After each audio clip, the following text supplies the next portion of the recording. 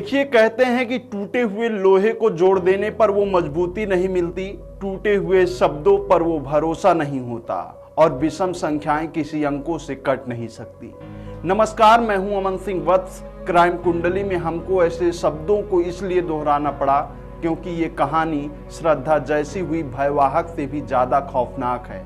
देश का ये हत्याकांड जिसमें एक सॉफ्टवेयर इंजीनियर ने अपनी ही पत्नी को बांके से काट कर 72 टुकड़े कर दिए, फिर उस कटे हुए टुकड़े को बाकायदा फ्रीजर में भर कर रख दिया।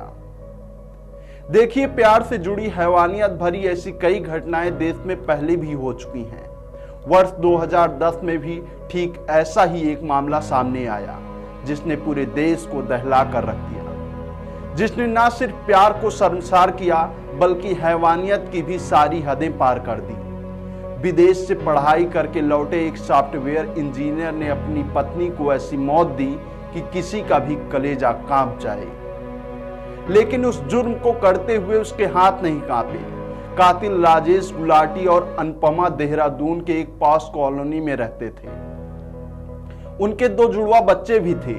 राजेश और अनुपमा की लव मैरिज शादी हुई थी। बाहर से देखने में सब कुछ बहुत अच्छा नजर आता था, लेकिन हकीकत बिल्कुल अलग थी। 18 अक्टूबर के दिन राजेश और अनुपमा के बीच कुछ कहासुनी हुई। राजेश ने अनुपमा को धक्का दे दिया और वो जमीन पर गिर पड़ी। राजेश को जो गुस्सा आया वो शांत नहीं हुआ, फिर तो उसने अनुपमा का गला दबाकर उसकी जान ले ली। उसने करीब 2 दिन तक पत्नी के शव को बाथरूम में रखा, लेकिन फिर भी वो सामान्य जिंदगी जी रहा था।